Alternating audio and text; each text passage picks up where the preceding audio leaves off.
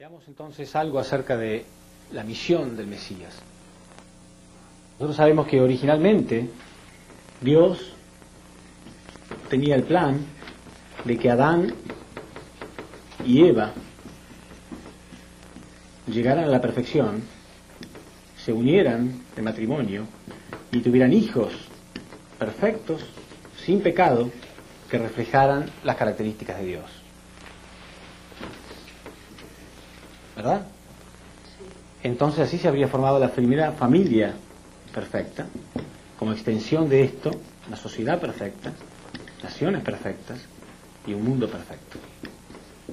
Esto sería el reino de los cielos. Primero en la tierra y después eternamente en el mundo espiritual. Sin embargo, en lugar de esto, como vimos, Satán se puso en la posición de Dios de este mundo, como dice en la segunda de Corintios, capítulo 4, versículo 4. Él dominó a Adán y Eva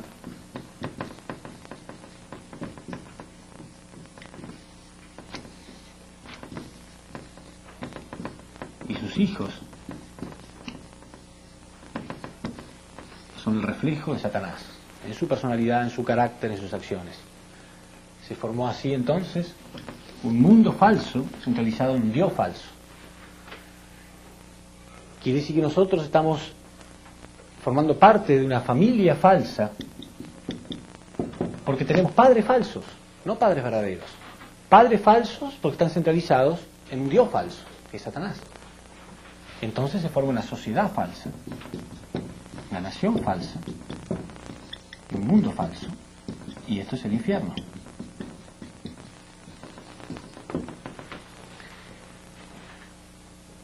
¿Qué hace Dios entonces?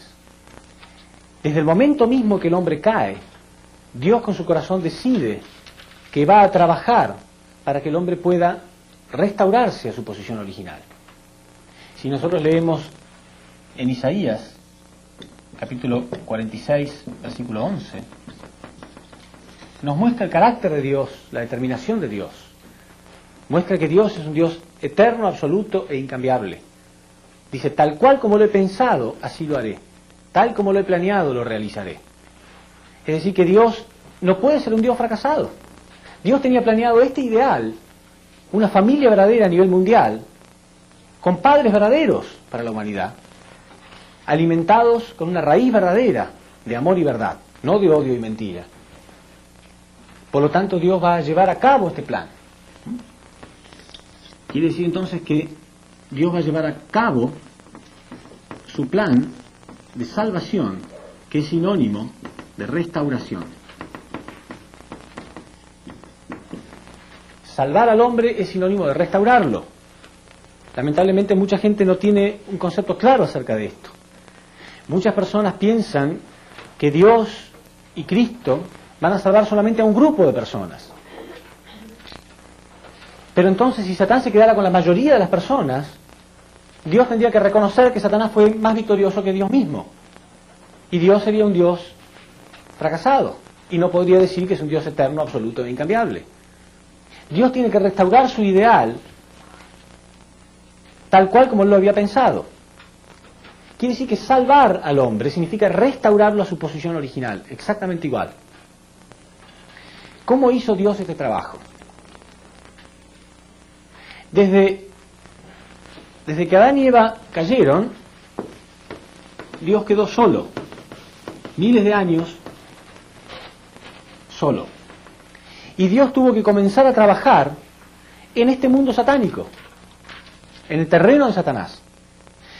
Durante miles de años, Dios comenzó a trabajar purificando un linaje. Fue haciendo que ciertas personas cumplieran con ciertas condiciones de purificación espiritual, que lo vamos a explicar en otra conferencia, para tener el fundamento de poder reclamar solo uno de los frutos. Piensen un poco. El hombre y la mujer, el primer hombre y la primera mujer, son como una semilla. Las semillas tienen positivo y negativo, ¿no es cierto? Como estambre y pistilo. Si en la historia humana hubiera un fruto Digamos que en la naturaleza hay un árbol que tiene un solo fruto, es un árbol único y da un solo fruto, y tiene una sola semilla nada más. Si una persona se adueña de ese fruto, de esa semilla, y lo planta, lo siembra, y lo multiplica, él es el dueño de todos los frutos que se vayan multiplicando. ¿Sí? Porque él era dueño de la primera semilla. Quiere decir que Satán sea dueño de la primera semilla, del primer hombre y la primera mujer, porque ellos le respondieron a él. En cierto sentido él tiene derecho.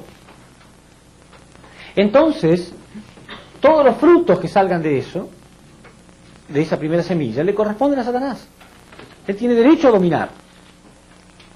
Si esta persona que yo les digo, en este ejemplo, tiene el monopolio absoluto de todo este dominio, de este fruto, y ustedes quisieran comprarle una sola semilla, ¿se las daría fácilmente? No, porque ustedes pueden tomar esa semilla, sembrarla, y ya él pierde el monopolio, pierde el dominio. ¿Cuánto tuvo que pagar Dios para que una sola persona pueda nacer fuera de este dominio? Miles de años. 4000 años Dios preparó, primero a un individuo. Buscó varios individuos que fracasaron hasta que uno cumplió. Con ese individuo logró formar una familia victoriosa. Con esa familia logró formar una nación victoriosa. Y preparó esa nación durante 4000 años en total, solo para que este fruto pudiera nacer, pagándole a Satanás el precio durante miles y miles de años para que una sola semilla pueda estar fuera de su dominio. Esta semilla era Jesús, el primer hombre que Dios pudo rescatar de este mundo satánico. Por eso la Biblia dice, en la primera de los Corintios, capítulo 15, versículo 45, que Jesús estaba en la posición de segundo Adán o de último Adán. Claro, porque Adán también había sido creado sin pecado originalmente. Adán nació acá, dentro del dominio de Dios. Después se perdió. Entonces, después de miles de años, Dios logró recuperar a una persona en la posición de Adán. Extremadamente valiosa. Inimaginablemente valiosa esta persona. Porque tuvo que haber un trabajo inmenso durante toda la historia para que Dios pudiera reclamar a esta persona y ponerla en esta posición. Segundo Adán. Jesús.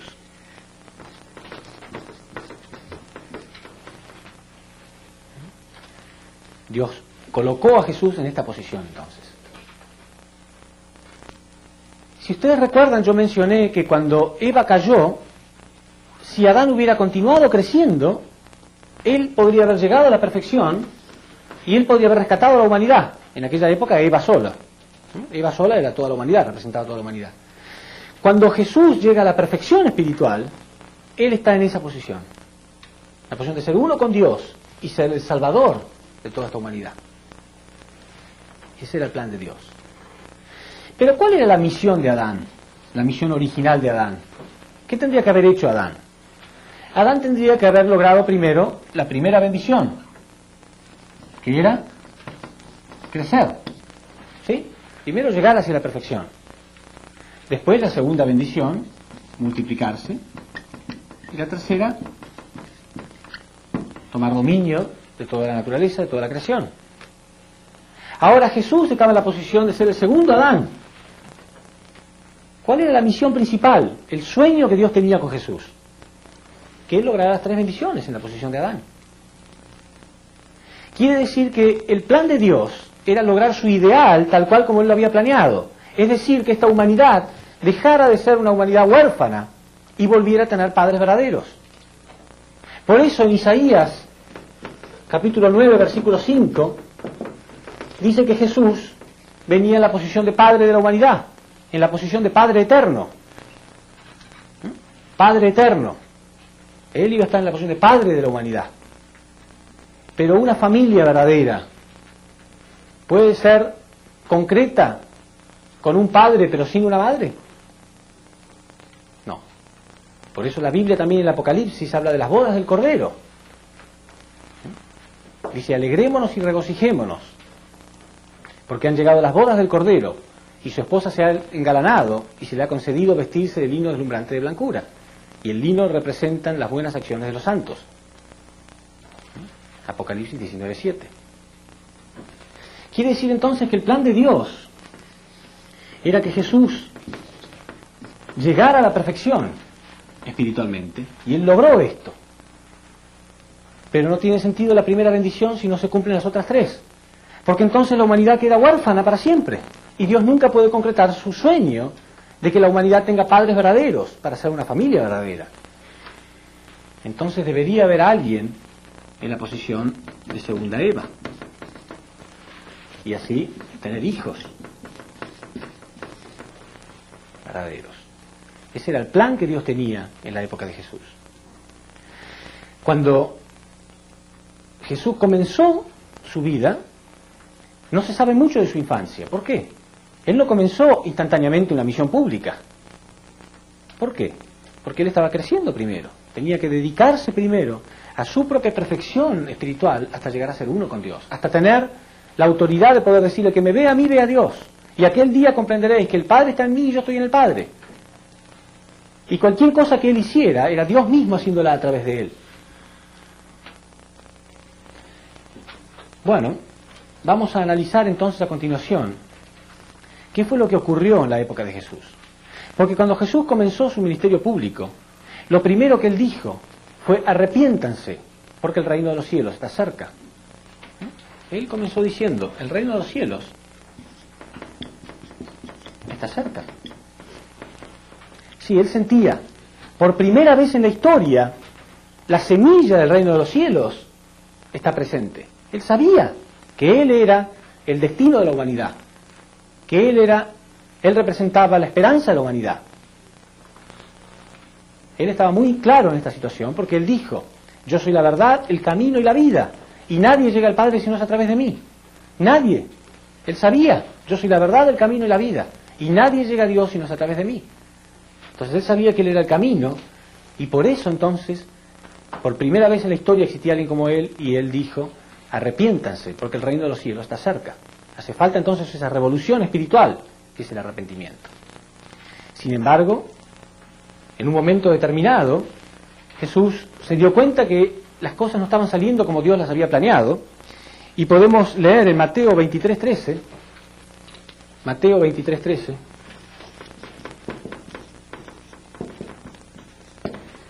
que por último Jesús terminó diciendo lo contrario de esto.